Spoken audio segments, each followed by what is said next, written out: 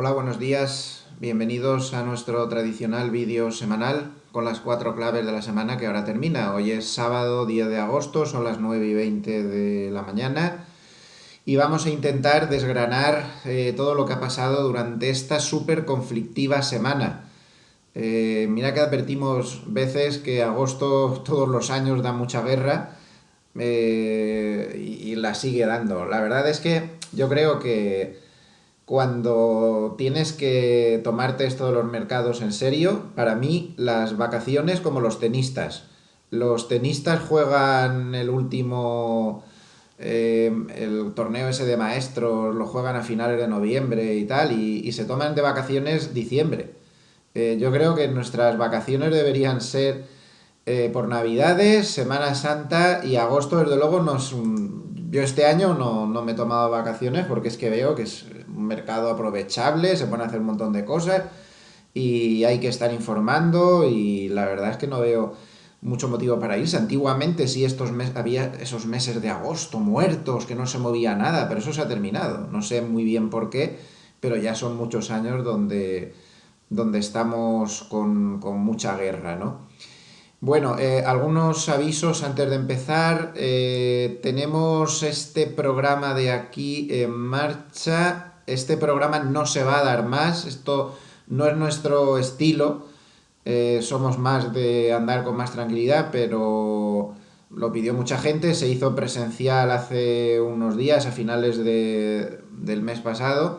Y como mucha gente se quedó fuera, pues se pone online. También y no lo vamos a repetir. También respecto al máster, la matrícula ya la habíamos cerrado, pero estoy pensando muy seriamente por todo lo que ya les he contado en algunos otros vídeos, de que bueno, cumplo ya 60 el verano pasado, el verano que viene, de hecho cumplo 59 el 18 de este año. Y en agosto del año que viene pues cumplo 60 y quiero ya pues tener la vida un poco más tranquila y no es definitivo, pero casi seguro que este va a ser el último máster. Va a ser el último máster porque el máster son 10 meses de un trabajo tremendo, más luego los trabajos de fin de máster, todas las cosas. Y yo lo doy todo en ese programa y me parece que va a ser el último. Ya no voy a empezar el 2020-2021, ya casi seguro que no lo voy a hacer. Así que si hay algún interesado, aunque estemos fuera del plazo de matrícula, que no se escriba al correo de Intefit y aquí pinchan encima del logo en la web y lo podemos hablar. Aún podríamos admitir alguno más por este tema, sobre todo, porque no se quede fuera, porque creo que no se va a volver a repetir. Y también recordar pues que seguimos buscando gente, lo tienen puesto aquí en portada para ver si nos juntamos bastantes y podemos hacer el fondo este que queríamos con la cartera equilibrada de las estrategias que tengo puestas en la página de Gloversia. Ahí está todo explicado muy detenidamente, pinchan aquí en el enlace y lo tienen todo ahí. Somos ya bastantes, ¿eh? La cosa tiene bastante buena pinta. Hay mucho interesado, con cantidades, la mayoría pues modestas y eso, pero claro, la unión hace la fuerza y vamos a ver si al final nos lanzamos a la piscina. Informaremos a todos los que han manifestado interés, pues en unas semanas, calculo yo, a ver si definitivamente lo hacemos o no. Bueno, cerrado el capítulo de avisos, si les parece, pues vamos a empezar a hablar del mercado en una semana que ha sido muy complicada para el mercado y también bastante complicada para mi familia. El diagnóstico de carcinoma invasivo que al final le han dado al tumor de mi señora, después de habernos dicho que era benigno, anda que manda narices, pues nos hizo empezar la semana a todos bastante torcidos, pero hemos terminado la semana bastante optimistas porque según el oncólogo pues tiene bastante buen pronóstico, una clasificación que tienen ellos de 0 a 9 de la peligrosidad de las cosas, este estaría en 4, así que parece que se puede saldar con una operación y radioterapia, un poco de calvario terapéutico, pero bueno, luego ya pasaremos a olvidarnos de este asunto. Seguro que sí. Nosotros estamos ya muy optimistas. Así que vamos con el mercado. Menuda semana, queridos lectores. Tremenda. Madre mía.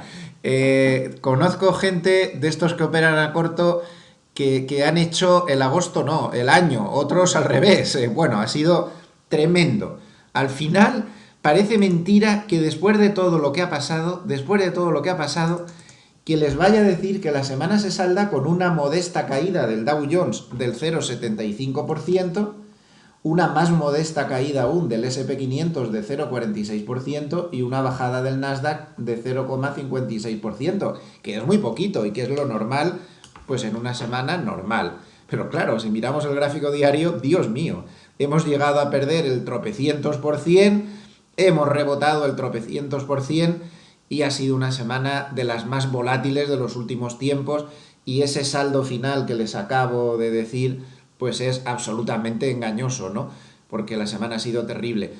Fíjense si ha sido terrible que hemos tenido la semana de más volumen del año, en pleno mes de agosto. Como ven, es que todo eso ya del mes de agosto, que nos vamos de vacaciones porque no hay nada que hacer en el mercado, es que es un error. Y si es usted profesional del mercado, váyase con el ojo echado, o si tiene una sociedad de valores o una gestora, pues habrá que dejar a alguien ahí, un buen grupo de profesionales que estén atentos, porque esto no se puede dejar ya en los meses de agosto, ni mucho menos. Yo insisto que las vacaciones nuestras deberían ser, me las voy a tomar así, en Navidades y en Semana Santa, que hay bastantes días juntando las dos cosas. Ahí sí que el mercado, bueno, menos el año pasado, ¿no? Que tuvimos unas Navidades con el día de Nochebuena en plan desplome total, pero en fin, ya no sé, al final es que no va a haber tregua en el mercado, ¿no? Pero en principio sí. Bueno, pues esto es lo que ha habido. Empezamos con las claves 4 y media, como decimos todas las semanas. La primera clave 4 y media es que ha seguido saliendo dinero de las bolsas. Ha seguido saliendo mucho dinero de las bolsas, muchísimo. Según varias fuentes de estas que miramos para ver la evolución de las entradas y salidas de dinero, pues por ejemplo Lipper ha dicho que ha sido la semana de más salida de dinero en la última década, desde el año 2008. O sea, fíjense ustedes, con rebote y todo, la semana de más salida de dinero. En Europa ni les cuento. En Europa llevan 71 semanas saliendo dinero de las últimas 74. Ahí es nada. No está mal, ¿no? Y esto nos lleva a algo importante, que sería la primera clave 4 y media de relevancia. No me cabía ya más claves y la vamos a dejar como 4 y media, pero casi clave 5 de la semana, y muy importante. ¿Quién ha metido dinero en este rebote? ¿Quién? Si leen la prensa, han sido los cazadores de ganga. A ver, esto es como Disney, ¿no? Como una película de Disney. Pues está Dumbo, el elefante ese que vuela con las orejas, está Pato Donald, hay personajes, ¿no? Entrañables, todos esos personajes que hay. Pero luego está la realidad, ¿no? Entonces, los medios de comunicación que nunca se molestan, no miran el análisis técnico, normalmente no, el tema de la economía no es portada, realmente es portada por la vida de Paquirrín, la de la Pantoja, eso sí que vende periódicos, desgraciadamente es así, ¿eh? Estamos en un país donde el programa de máxima audiencia es eso de Sálvame. Yo, bueno, ni lo he mirado en mi vida, ni pienso verlo, o cuando se juntan una panda de vagos y los encierran a todos en una casa y todos miran a ver lo que hacen dentro de la casa, pues hacemos cosas así, ¿eh? Entonces lo de Paquirrín vende, el fútbol, que si Cristiano Ronaldo se ha jugado una partida de ping-pong con no sé quién, eso es portada, que si la folclórica de turno ya no sale con no sé quién, pero la economía no vende periódicos, y quitaos nosotros que vivimos, yo personalmente me considero que muchos de nosotros tenemos una forma de vida especial, que es vivir los mercados, pues somos unos pocos, ¿no? La mayoría no le interesa esto y los medios no se matan mucho. Entonces ellos tienen como personajes Disney también en los mercados, y está el personaje Disney del cazador de gangas. Entonces, ¿qué pasa? ¿Que esto rebota? Los cazadores de gangas, como el Pato Donald, ¿no? Están ahí, o como otros personajes entrañables, como Popeye, pues están ahí los cazadores de gangas, y siempre, esto, cazadores de gangas, esto, cazadores de gangas, esta caída, toma de beneficios. Eso es otro personaje entrañable de los medios. Ha habido tomas de beneficios, ¿no? Aquí la toma de beneficios fue espectacular, ¿no? Han debido ganar muchísimo, porque fíjense todos los beneficios que han tomado. Entonces, eso del cazador de gangas, eso es una chorrada, hay un personaje Disney de leyenda urbana. Sí hay gente que intenta cazar gangas, pero no lo suficiente como para mover mercado. Este tema hay que estudiarlo seriamente y no bajo el prisma de los personajes de Disneylandia. Entonces, ayer estuve recabando datos y escribí este artículo. ¿Quién exactamente compró en el rebote? Aviso, no fueron los cazadores de gangas Disney. Y repasando el artículo, que luego se lo leen con calma, hemos identificado, con la ayuda de una nota de JP Morgan que fue decisiva, que la nota esa de JP Morgan, la verdad es que hay que leerse todo lo que escriben los grandes bancos estos de inversión. Muchos podrán pensar, sí, pero es que dan unas recomendaciones. Miren, darán todas las recomendaciones que quieran, sesgadas o no, y eso es así. Pero tienen muchos medios, muchos economistas y unas plantillas enormes y hacen unos estudios que, si quitamos todo el folclore más o menos interesado de que les interesa para apoyar a no sé quién, ya no sé cuántas, la verdad es que te enteras de cosas que por nuestros propios medios pues sería imposible y que los medios de comunicación jamás lo hacen. Entonces, esta nota de JP Morgan vale su peso en oro. Y ellos han identificado muy bien quiénes compraron en ese rebote, quiénes han comprado en el rebote, quiénes han comprado aquí. ¿Los cazadores de gangas? Sí, unos pocos, pero no fueron ellos. En primer lugar, quien más compró y ha sido decisivo para inclinar la balanza del lado del rebote, ¿se lo imaginan? Las propias compañías comprándose a sí mismas. Miren, a mí me parece muy bien que se estudien los mercados bajo estudios y prismas de gente que vivió a principios del siglo XX. La mayoría de grandes padres del análisis técnico de otros estudios y cosas, como Elliot, por ejemplo, vivieron en un mercado que no se parece en nada al actual. Entonces, todos estos estudios hay que actualizarlos al mercado actual, si no nos podemos llevar un bofetón de mucho cuidado. Porque el mercado actual es único y no se parece en nada a ningún mercado antiguo. Por ejemplo, con esto de las recompras. Esto de las recompras antes casi no existía, había, pero muy poca cosa. Pero es que ahora ha pasado de ser algo marginal a ser algo completamente decisivo. Según los datos de JP Morgan, la actividad de recompra se disparó de 3.000 millones diarios, que no está mal, ¿eh? 3.000 millones diarios de dinero entrando al mercado, imagínense. Bueno, pues en estos días del rebote se ha disparado de 3.000 millones diarios a 10.000 millones diarios. A 10.000 millones diarios. ¿O cómo no va a rebotar? De 3.000 millones a 10.000 millones de dólares entrando todos los días en el mercado de las propias compañías que se recompran a sí mismas.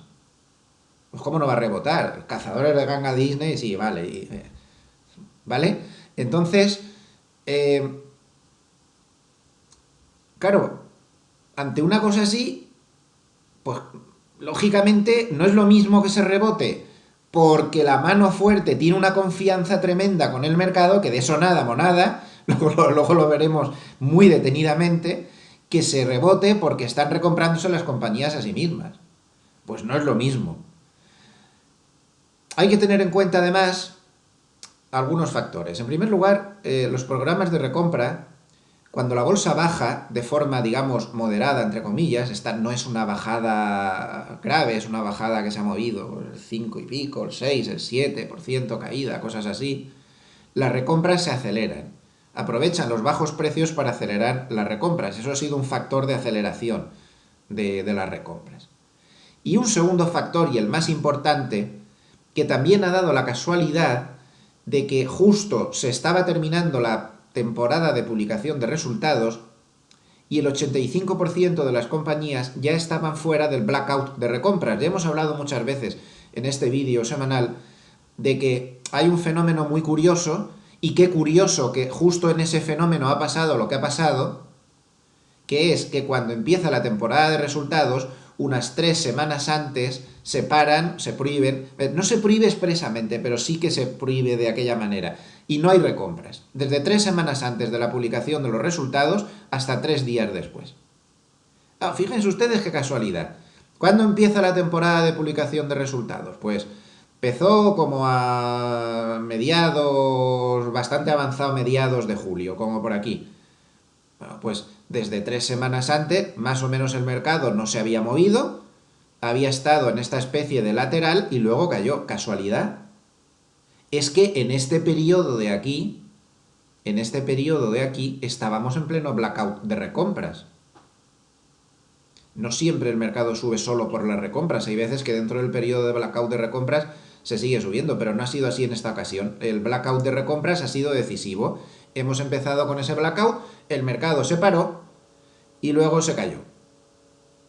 Y ahora el 85% de las compañías ya pueden hacer recompras, con lo cual todo esto pues ha favorecido mucho a que el primer comprador en el rebote hayan sido estos. Luego, en segundo lugar, JP Morgan cuenta que también influyó en el rebote los programas automáticos de reequilibrio de carteras. Como luego veremos en la clave número 3 de la semana, el comportamiento de los bonos esta semana ha sido extremadamente anómalo y causó una serie de distorsiones que luego veremos, que se alejaron mucho de la media habitual de la diferencia que hay entre lo que hace la bolsa y lo que hacen los bonos. Y esto activó programas automáticos de compra de bolsa y de salida de renta fija.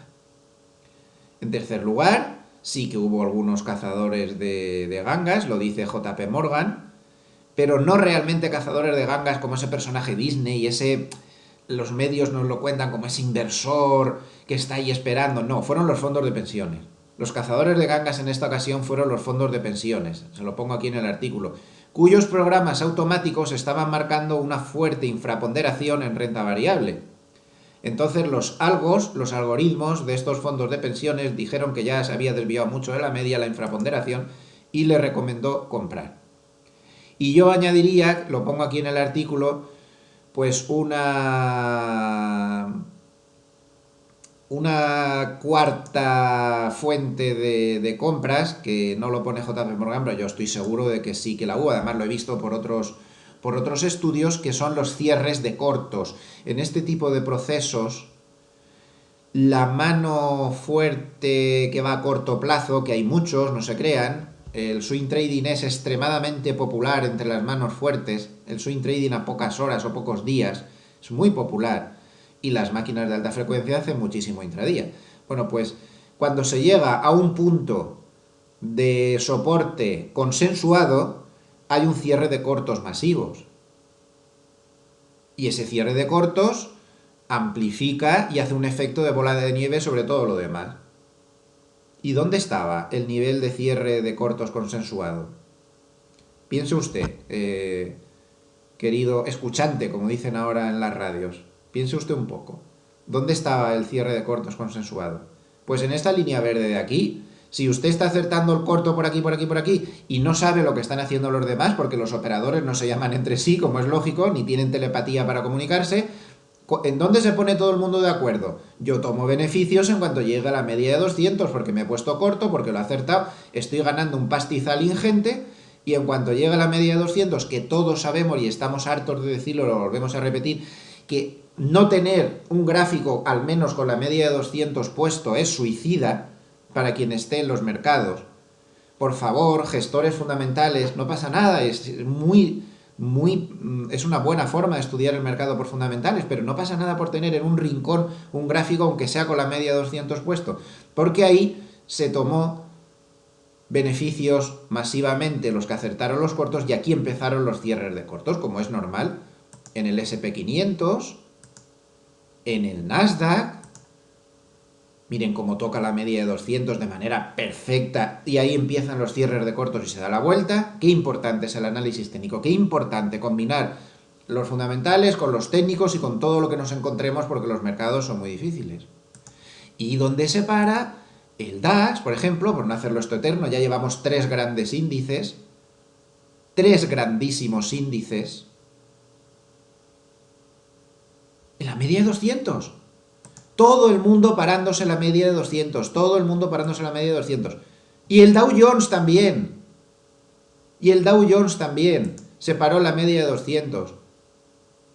Todo el mundo se estaba parando en la media de 200. Increíble, ¿no? Increíble, pero cierto. Esto es lo más importante de la semana. Ahora nos vamos a montar un montón de películas. Bueno, lo más importante no, pero una de las cosas más importantes. Ha habido otros factores que han influido. Pero ¿de verdad ustedes creen que si no hubiera estado a la media de 200 ahí, exactamente ahí se hubiera iniciado el rebote. Está claro que su influencia ha sido decisiva. Dow Jones, SP500, Nasdaq, DAX, el Eurostoxx, la verdad es que no lo he mirado. No, el Eurostoxx no ha llegado por los pelos. Y el IBEX, como siempre, como es un poco algo extraño y algo así un poco esotérico, pues el IBEX sí que la ha perdido la media de 200. El IBEX siempre tiene que ir un poco al revés. El IBEX ha hecho una cosa muy fea, ya que lo tenemos aquí. Ha hecho ahí una especie de doble techo, ha perdido el NIC, ha perdido la media de 200, inquietante. Soporte muy fuerte en 8.600 aproximadamente, y debería romper esa media de 200 para fiarnos absolutamente nada de lo que está haciendo. Pero bueno, en los otros grandes índices todo el mundo se ha parado la media de 200. Luego esto ha sido decisivo, el aspecto técnico es muy importante. ¿Y ahora qué ha pasado? Pues miren, ¿dónde nos hemos parado en el rebote? Pues ¿qué hace todo el mundo para volver a ponerse de acuerdo? Cuando hay una caída tan grande, ¿qué hace todo el mundo?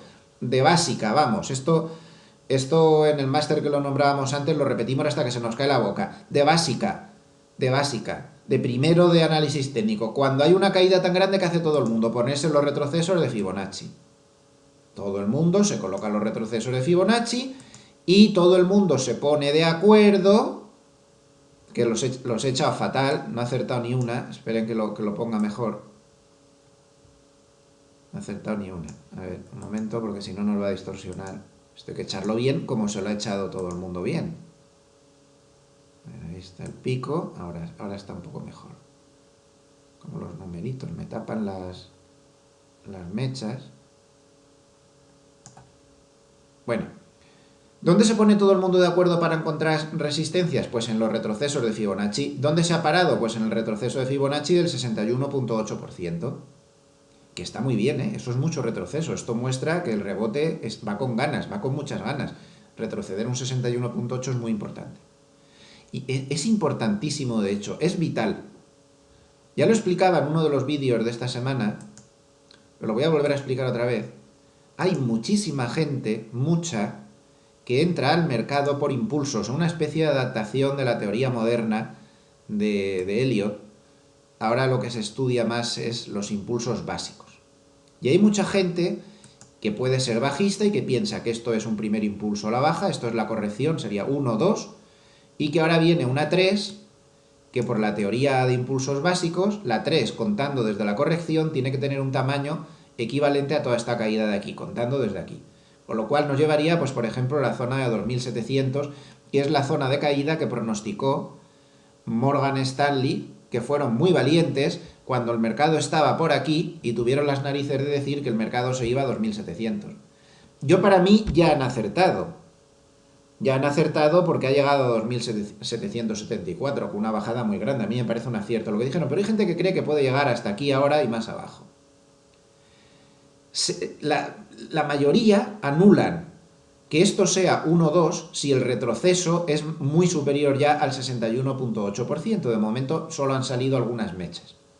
Entonces, si esto superara esta línea roja de aquí y volviera a irse por encima del 61,8% de retroceso, ya no van a creer que esto sea 1 o 2, sino que el mercado se ha estabilizado. Esa es la convención de lo que se suele seguir. Así que ese nivel de resistencia es mucho más importante de lo que parece. El software no sé muy bien por qué ha trazado ahí en la línea. A ver un momento. Ah, claro. Es que además este nivel no solo es el retroceso de Fibonacci del 61,8%, sino que fíjense que es realmente un poquito más arriba una zona de grandísima resistencia donde se estuvo parando el mercado casi un año. Se ha perdido en todas estas turbulencias, pero ahora vuelve a actuar como resistencia. Y qué importante es el análisis técnico cuando al final el mercado se dio la vuelta, como ya dijimos la semana pasada, exactamente en el 3025 más o menos, que era el techo del triángulo expansivo, que no voy a volverles a martirizar ahora con eso. Bueno, creo que con esto tenemos la clave 4,5 de la semana, que es bastante importante y que hay que tener en cuenta. Empezamos con la clave número 1 de la semana. Lógicamente les tengo que hablar de la guerra comercial, ya sé que es un poco rollo, pero no nos queda otra, hay que hablar de la guerra comercial. La gran caída de la semana pues se debe a todos los incrementos de temores sobre la guerra comercial, a esas a esas medidas de Trump, de subir los aranceles al 10%. Y la semana, porque eso ya se había descontado en semanas anteriores, la semana empezaba muy torcida el día 5, el lunes, con esta fortísima caída, cuando China contestaba con una medida de guerra clarísima, devaluando su moneda. Esto ha sido súper decisivo. Vamos a poner el gráfico del dólar contra el yuan offshore, que es lo que está mirando todo el mundo. Nos encontrábamos el lunes día 5 con que por primera vez en una década los chinos dejaban que el yuan pasara de 7. ¿Cuántas veces hemos hablado de ese nivel 7, verdad? Que ahí el Banco Central chino defendía el nivel y todas estas historias. Bueno, pues el lunes lo dejaron pasar. El lunes de madrugada. Clarísimamente lo dejaron pasar. Ellos dicen que fue el mercado, les digo yo que no. Fueron ellos los que lo dejaron pasar. Le mandaron un mensaje a Trump, un arma de guerra más. Lo dejaron pasar y lo dejaron que se fuera a 7,14. Una devaluación muy fuerte. De hecho, tuvo la mayor devaluación en un día desde hacía una década. Un nivel súper psicológico y montó la de Dios es Cristo, vamos. Trump contestó al día siguiente calificando a China como un manipulador de divisas. Les amenazó con todo tipo de horrores. Y el mercado no cayó más porque, como ven, después del tirón del lunes se estabilizó. Se estabilizó de nuevo gracias al Banco Central de China, que tomó una serie de medidas de mercado monetario técnicas un poco complejas de explicar ahora, si no les voy a meter un rollo que les voy a dejar dormidos, pero digamos que en esencia, pues él fija unos límites diarios, un punto central diario, manipuló mucho eso, y también tuvo una serie de emisiones de deuda a corto plazo en dólares y tal, para drenar liquidez, bueno, una serie de medidas técnicas de las que toman los bancos centrales, que ellos saben cómo se hace eso, frenaron en seco la devaluación del yuan. Pero tampoco no sé cómo decirlo, la anularon, la han dejado ahí. Es decir, la estrategia china es muy clara. Yo te uso el yuan como arma de guerra para que veas que tengo muchas armas contra ti, pero no permito tampoco que se me vaya demasiado de las manos ni demasiado rápidamente. Entre otras cosas, porque el Banco Central chino sabe perfectamente que si se le desmadra el yuan y se devalúa más de la cuenta, tendrá otra fuga de capitales como la que ha tenido en otras ocasiones en que ha tenido devaluaciones muy importantes. Se le ha ido un montón de dinero al extranjero, de inversores extranjeros que se largan de allí porque la devaluación de su moneda les está destrozando la inversión. Dicho esto, aquí hay que dejar claras dos cosas. La primera, que como Trump ataque con algo más, es decir, en lugar del 10 amenace de repente con ponerle el 25% de aranceles a los chinos, van a darle otra vuelta a la espita del gas, y lo van a hacer que suba más y luego lo van a volver a frenar, que no les quepa duda. Muchos grandes bancos están advirtiendo que ante un recrudecimiento de la guerra comercial y que Trump siguiera con más armas, lo pueden mandar a 7,5. Y eso sería mucha devaluación. Incluso se pueden arriesgar a la fuga de capitales con tal de mostrarle fuerza a Trump. Cuidado con esto. Y la segunda cosa que les quería decir al respecto es algo que le va a parecer sorprendente. El Fondo Monetario Internacional lo dijo ayer. Y varios analistas, y nosotros hemos repasado los análisis y estamos muy de acuerdo con ellos, han demostrado que todo eso que dice Trump de que están y tal y cual, sí es verdad que están manipulando su divisa para darle un susto, pero la realidad es que el yuan en estos niveles está en su valor justo. El yuan no está infravalorado, como dice Trump, está en su sitio. El que está sobrevalorado es el dólar, y muchísimo. Ya sabemos que no por ganas de Trump ni del gobierno de Estados Unidos, por circunstancias de mercado, pero el dólar está muy sobrevalorado. Por ejemplo, contra el euro, el precio por fundamentales del euro contra el dólar no está en 1,12 como está ahora. Está bastante más alto, quizás más cerca del 1,18 por ahí. Es el dólar el que está demasiado sobrevalorado, pero el yuan no está infravalorado con los fundamentales en la mano a cierre del viernes. Ojo con esto. Es decir, que esto tiene más margen de devaluación aun con riesgo de algo de fuga de divisas, tiene más margen de devaluación, porque es que ahora mismo está en su precio justo. Y esto es muy importante, y como Estados Unidos usa toda esta retórica maniquea y tal, parece que sea como que el yuan tuviera que estar no sé, a la mitad de lo que cotiza ahora. Y no es así. Más o menos está en su precio justo. Bien, durante la semana, aparte de esta guerra de divisas, que espero que hayan conseguido, que haya conseguido yo expresarme dónde está aquí de la cuestión, bueno, se me ha olvidado una cosa. Trump puede devaluar el dólar en cualquier momento. Él dice que no. Ayer dijo que no. Y Kudlov, que es el fontanero, que se pasa la vida coreando todo lo que el otro dice, ha dicho como 6 o 7 veces que no. Miren, yo si algo he aprendido, ya soy un poco mayor, es que cuando los políticos repiten sin parar algo, que no les están preguntando, es decir, excusatio non petita, accusatio manifiesta. Eso es lo que me parece a mí. Cuando lo repiten tanto, ya verán como cualquier mañana nos encontramos con... La realidad es que el mercado Forex es tan brutal y el dólar tiene tal volumen que yo he estado mirando las posibilidades que tiene el Tesoro de Estados Unidos de intervenir en el mercado y las tiene, pero el mercado se lo acabaría por comer, ¿eh? No tienen suficiente dinero, por increíble que parezca. Estados Unidos no tiene suficiente dinero. Nada más que para provocar tirones a la baja eh, relativamente puntuales. Eso sí, si son listos, que es lo que han hecho otros bancos centrales, como el Banco Central de Japón es experto en hacer eso, lo que suelen hacer los bancos centrales es esperar a que el mercado de por sí tenga un movimiento tendencial o un movimiento de alguna manera bastante importante.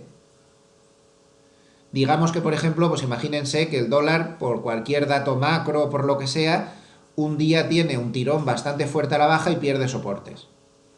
Si el Tesoro americano esperara a ese momento exactamente para intervenir, ahí sí que los efectos son muy fuertes, porque aunque no tengan tanto dinero como para mover lo suficiente el mercado, ni ellos ni nadie, porque Forex es muy grande, Forex tiene un 1,5 billones de dólares de volumen al día, ¿qué les parece? ¿Se imaginan el IBEX lo que tiene que juntar para tener 1,5 billones de volumen, la de días que tienen que pasar? Pues en Forex eso es el volumen de un día. Pero si lo haces en el momento psicológico adecuado, puedes conseguir bastantes resultados. Así que no descartemos eso, ¿eh? No descartemos eso porque podría estar ahí. Bien, aparte de todo este follón de la guerra de divisas, Trump ayer asustó mucho a los mercados, de ahí que terminaran a la baja. Ayer fue un día de volatilidad terrible. Primero bajaron, luego se recuperaron y luego volvieron a bajar. Al final el Nasdaq terminó cayendo 0,98%, el S&P 500 terminó bajando 0,69%. Miren la volatilidad del día, fue una locura. Vamos a ponerlo en 5 minutos. Una locura.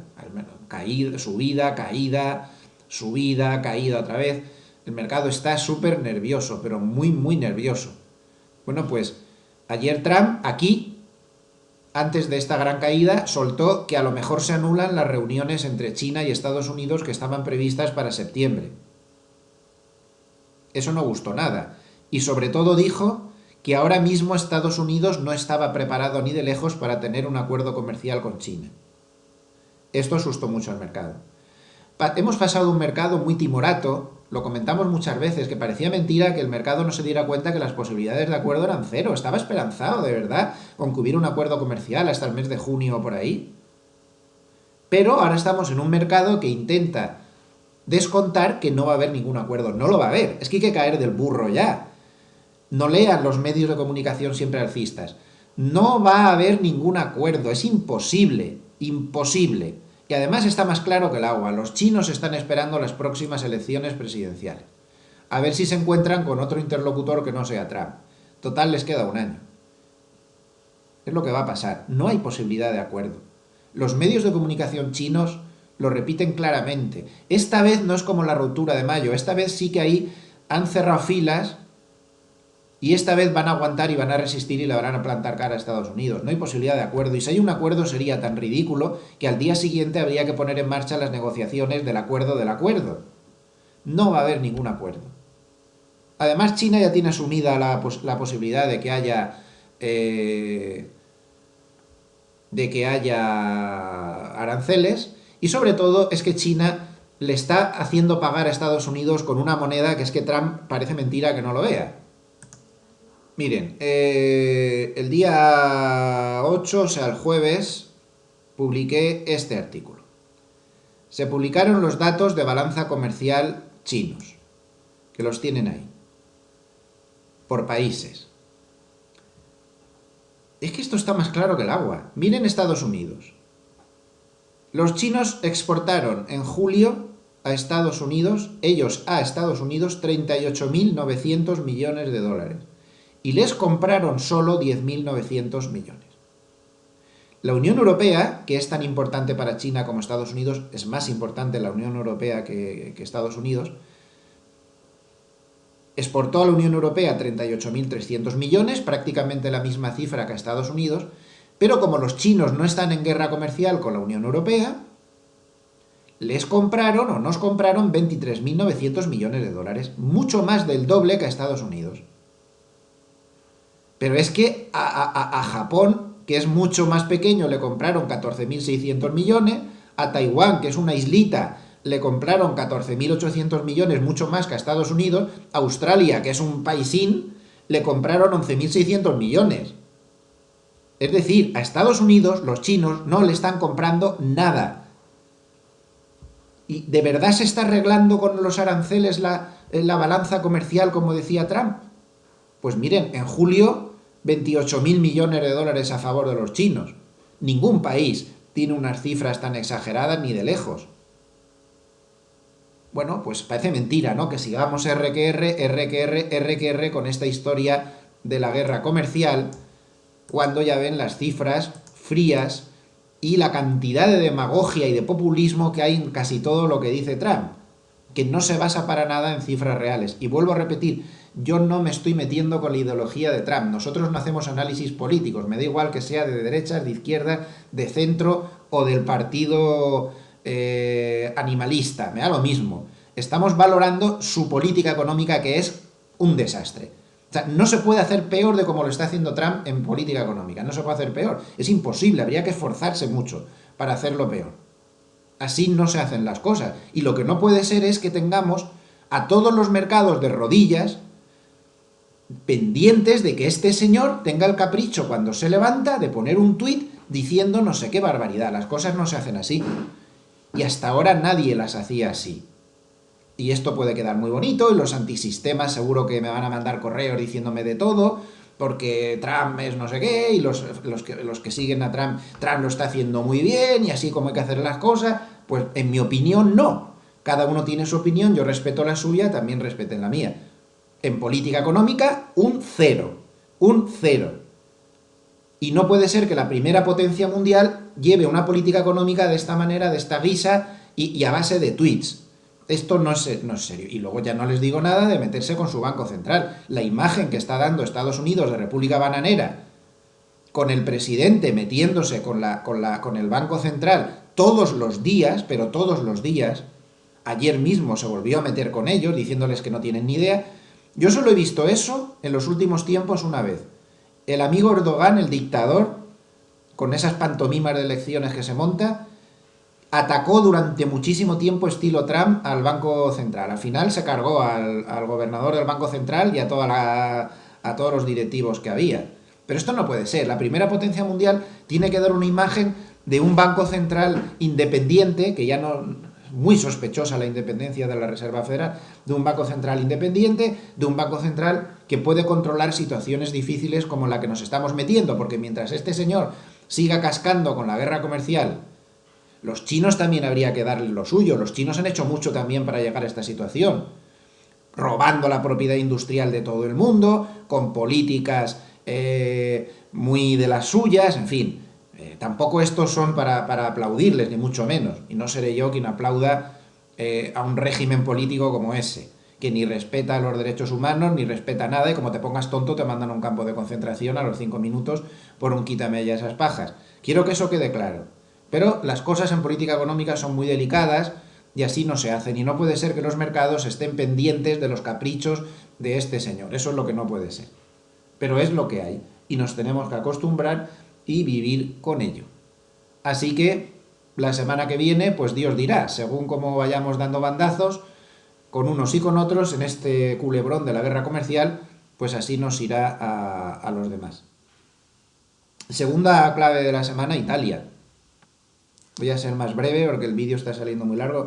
Miren que me propongo cada día no hacerlos tan largos para que no sea tan pesado para ustedes, pero es que hay mucho que comentar en estas semanas. Italia. El gobierno italiano ha implosionado. Si miramos cómo quedaron ayer los futuros italianos, pues fueron los que más bajaron, donde los tengo aquí. Menos 2,25 bajó la bolsa italiana, el MIPTEL. Fue un día muy malo, los bancos cayeron con muchísima fuerza y los bonos italianos tuvieron un día nefasto, con muchísimos problemas.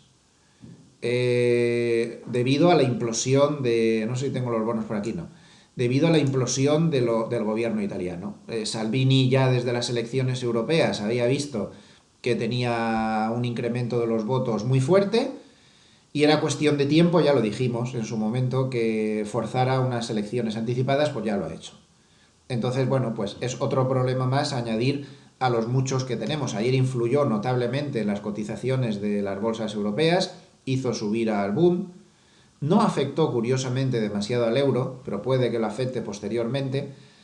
En cualquier caso, este no es un tema como el de la guerra comercial. Ayer afectó, ha afectado durante la semana, pero ya ha sido importante y hay que decirlo en las claves de la semana, pero este tipo de asuntos no va a mover mercado de fondo, eso se lo aseguro. No es suficientemente importante, salvo que hubiera ahí un lío de miedo, no es suficientemente importante como para mover mercado. La guerra comercial sí.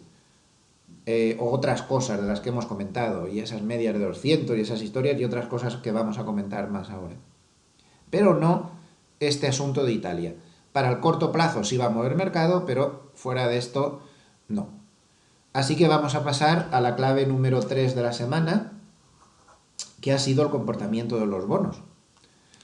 El mercado caía en pánico, las bolsas, cuando veían la subida brutal y totalmente desproporcionada de los bonos, en concreto el miércoles día 7.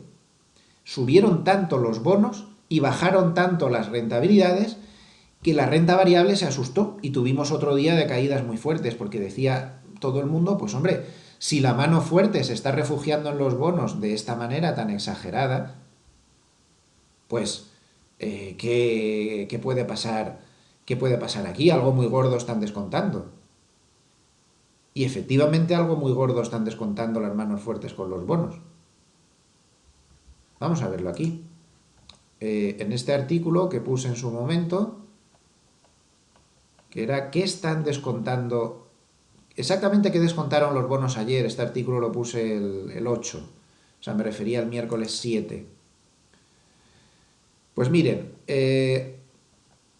pasó algo totalmente anormal.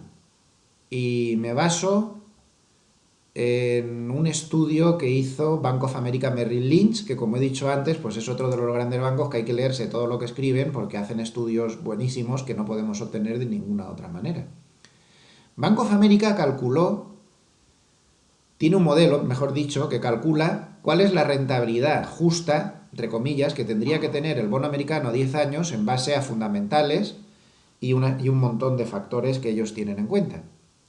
Entonces, según el estudio que ha hecho Bank of America, la rentabilidad del bono americano a 10 años tendría que ser del 2,5%.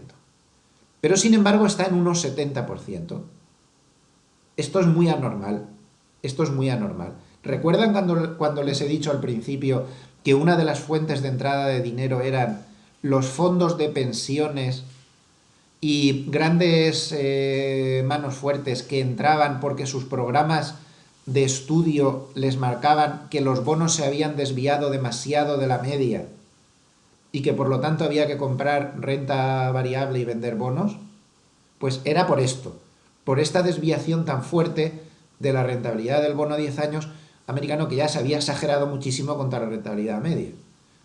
Es decir, hay un spread entre la realidad y lo que se descuenta de casi 0,8. Bueno, pues Merrill Lynch, Bank of America Merrill Lynch tiene un modelo bastante complejo que en función de esos spreads que hay entre lo que debería tener como precio justo la rentabilidad del bono americano y donde está de verdad, han hecho una especie de oscilador que nos indica qué grado de, no sé cómo decirlo, qué grado de miedo tienen las manos fuertes con ese comportamiento. O sea, no es miedo, porque si fuera miedo actuaría como sentimiento contrario. Digamos, ¿qué tipo de operaciones están haciendo en base a qué expectativas tienen de lo que va a pasar en el futuro macroeconómico? Algo así sería. ¿Cuáles son sus perspectivas macroeconómicas futuras? Bueno, pues basándonos en eso que acabamos de decir, fíjense una cosa, es que la reflexión es muy importante.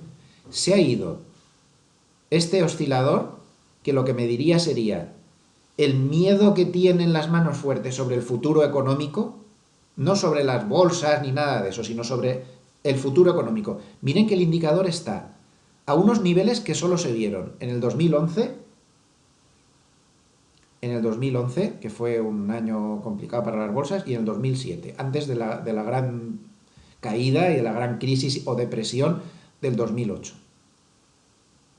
Y las dos veces estuvieron en lo correcto, sobre todo aquí. Es decir, la mano fuerte se está preparando para un berenjenal económico de gran envergadura.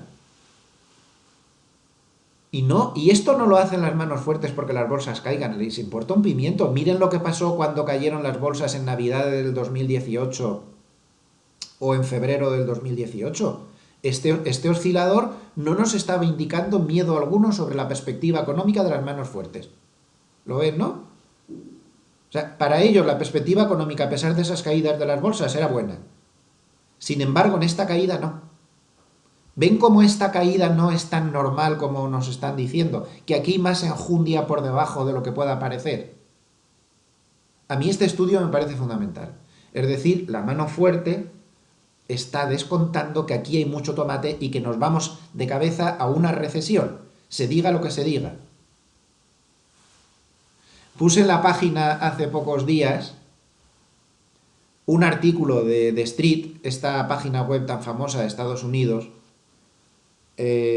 donde salen algunos personajes pues bastante como Jim Cramer y todos estos. En el año 2000, cuando se invirtieron las curvas de tipos, ya les voy a poner otro gráfico de bonos, cuando se invirtieron las curvas de tipos en el año 2000, salía un artículo de The Street donde decía que esta vez iba a ser diferente, que aunque se estaban invirtiendo las curvas de tipos, no iba a haber ninguna recesión porque esta vez era diferente. Y no fue diferente, hubo recesión y hubo un ciclo bursátil de caída de 3 años y bastante dura. Ahora está todo el mundo diciendo lo mismo, las curvas de tipos están invertidas.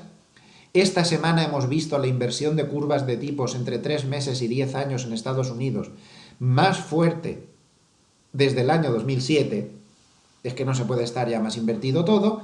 Ahora mismo un bono, ya lo enseñábamos el otro día, un bono a 3 meses renta más que un bono a un año, a 2, a 5, a 10. Está invertida la curva. Pero esta vez nos dicen que será diferente. No va a ser. Lo vamos de cabeza en la recesión. Solo hay una persona en el mundo que la pueda evitar, Trump. Que recule, pare la guerra comercial, se deje de líos, diga que vale, que hacemos todas las paces. Lo puede hacer si quiere, pero no tiene mucha pinta de que lo vaya a hacer. Si no es así, esta guerra comercial nos lleva a todos a la recesión. Los datos macros son muy claros. Primero, se ha ido a la recesión el sector de manufacturas a nivel global. Ya estamos casi todos en recesión en manufacturas. Y ahora, como si fuera una metástasis de un cáncer, está empezando a contagiar, a infiltrarse en el sector de servicios lentamente. En el momento en que lo consiga del todo, entraremos en recesión posiblemente el año que viene. Imparable. O se frena la guerra comercial por Trump y por los chinos, claro, o aquí esto no se termina nunca y vamos de cabeza a la recesión. Bien, aclarado esto, aquí les he puesto un gráfico de MacroCharts, es una firma de estudios sofisticados muy buena, donde ellos tienen un indicador de sentimiento un poco complejo, el indicador de sentimiento diario, que les dio la lectura mayor desde 1987 de extremo de sentimiento favorable hacia los bonos. Desde 1987. 8.226 días. Como ven, los bonos han tenido un extremo demasiado exagerado esta semana y de ahí que las bolsas se asustaran tanto cuando vieron todas estas caídas de rentabilidades. Pero atención al gráfico que hemos visto antes. Ojo cuate que aquí tomate, como decía un anuncio de la tele hace tiempo.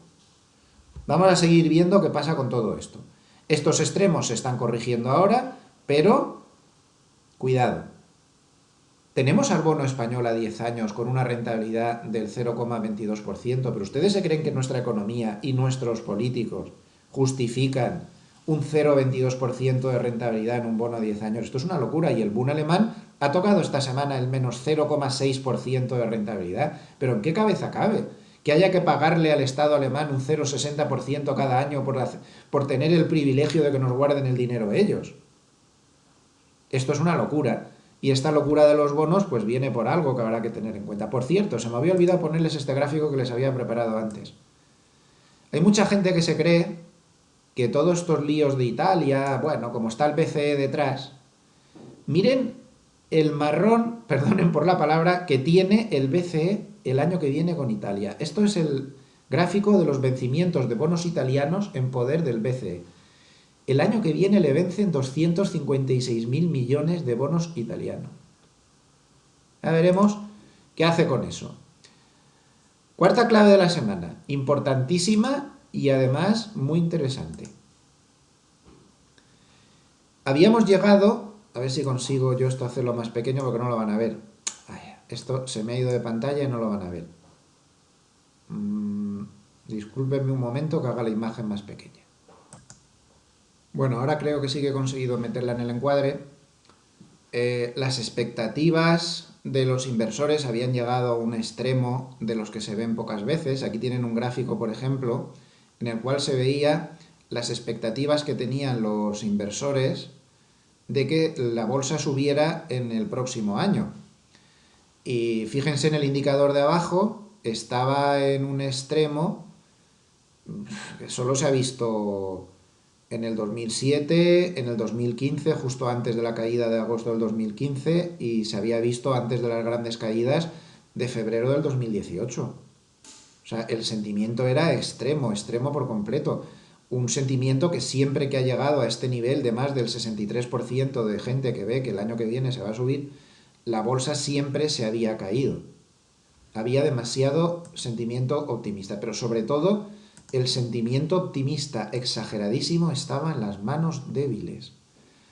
Les aconsejo que lean luego este artículo, lecturas muy favorables para las bolsas de la encuesta de la Asociación Americana de Inversores Individuales. Esto es una gran arma para el rebote, es una gran noticia para las bolsas. Y es que fíjense, en la encuesta de esta semana de inversores particulares, los alcistas bajaron 17 puntos hasta solo el 21,7% de alcistas, es decir, 17 puntos por debajo de la media histórica, que es 38,5. Pero es que los bajistas subieron al 48,2%, 18 puntos por encima de la media histórica, y 24 puntos de subida en una sola semana. Entonces, aquí les pongo un gráfico, este es el valioso. Este gráfico es muy valioso, este de aquí, porque aquí se ve el spread, en este histograma azul, se ve el spread entre alcistas y bajistas. Y miren en qué zona se ha metido.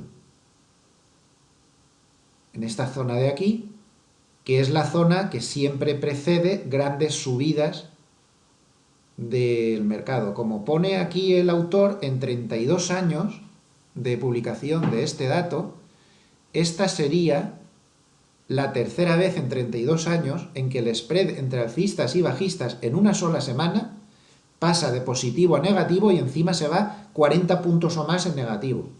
Solo ha pasado 3 veces desde que se publica el dato en 1984. O sea que imagínense el extremo de negatividad. Primero hemos visto antes de la caída el extremo de positivismo, ¿no?, que había, y ahora vemos el extremo de negatividad al que se había llegado en muy pocos días. En las manos débiles, que son siempre sentimiento contrario, vamos, es un indicador de sentimiento contrario total. no es de extrañar que el rebote lo hayamos tenido como lo hemos tenido.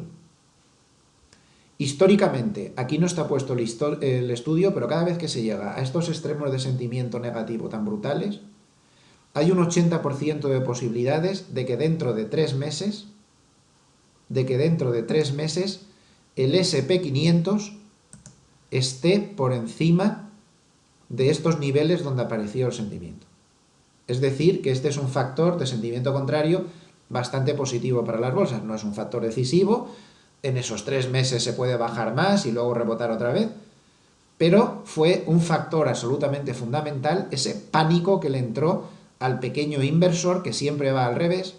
En cuanto le entró el pánico al pequeño inversor, pues se montó el rebote. Bueno, y nada más por esta semana. Al final 1 hora de vídeo, no consigo enrollarme menos. Les pido disculpas. Espero, como siempre, que al menos todo este esfuerzo haya servido para darles algunas pistas. Recuerden que no tienen que hacer caso a nadie, ni a mí tampoco. Lo que tienen que hacer es coger los datos, todos estos datos que hemos presentado, y hacer ahora su propio análisis, que es el único que vale. Estamos en un mercado muy difícil, muy complicado. El mes de agosto promete seguir teniendo más puntas de volatilidad. No nos confiemos, sean prudentes, y les deseo que pasen un buen fin de semana. Les espero, como siempre, el lunes en el vídeo de apertura. Hasta siempre.